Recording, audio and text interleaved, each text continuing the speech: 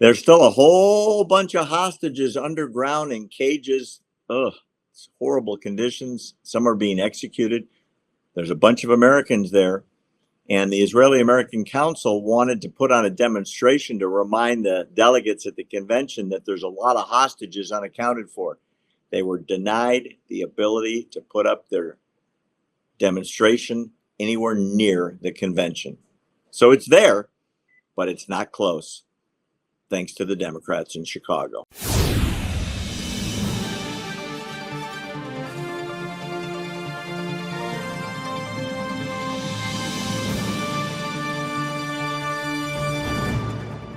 Claire, we talked about the fact that Jewish groups weren't allowed to march. There's kind of a related issue, and that has to do with the hostages that are still held in the underground dungeons in Gaza, a number of which are American citizens that apparently the party that's inside the convention center at United Arena have forgotten about. Nobody seems to be mentioning American hostages that were taken, which I find very disconcerting.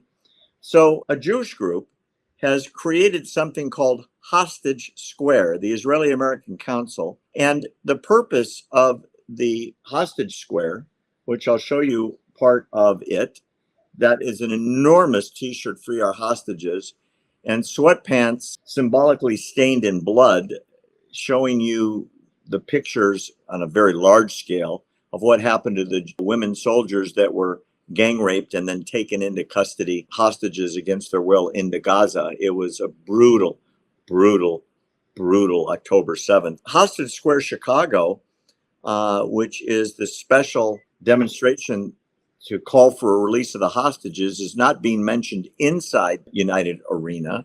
And it's so far away that nobody really sees it unless they happen to go there intentionally to go see what happened. Why is it that American hostages aren't being mentioned at all? Well, I mean, in the first place, I'm very glad that at least some of the media are picking up on this plaza that they have set up, albeit some distance from, the venue for the Democrat convention. At least in that way, some of this will be publicized. But you're right, Barry. Over the last, it's more than almost a year now. We're coming up on the 1-year mark in October the 7th, the horrific Sabbath massacre. I have not heard President Biden. I've not heard Vice President Kamala Harris, now running for president herself, or really any of the other senior officials of the Biden administration. I don't think I've ever heard them speak about the hostages, American hostages, much less by name. I think we did that here on one of our programs previously, but not the Biden administration or any of its officials.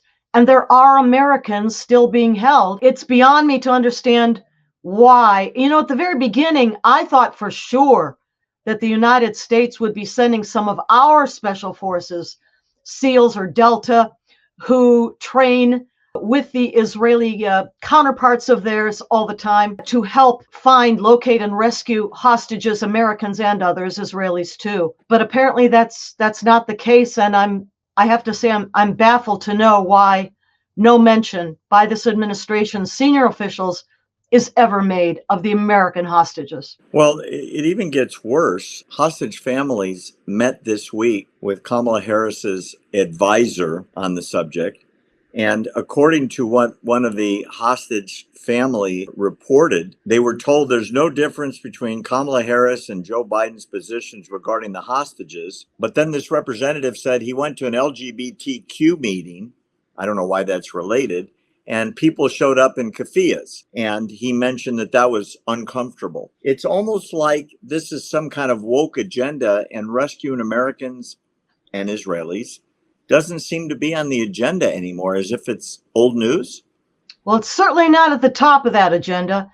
And why an administration official should be attending one of these meetings where anyone is dressed up in a keffiyeh and didn't turn around immediately and walk out, I guess is an indication of where this administration is, saying some things publicly, but behaving otherwise in very different ways. And behind the scenes, of course, as we know, with a lot of pressure on the Israeli government, Prime Minister Benjamin Netanyahu, to cut Hamas a break, allow it to survive, reach a ceasefire, and the IDF operations, which thankfully Prime Minister Netanyahu has resisted up until now, and I believe will continue to do so. I hope you're right.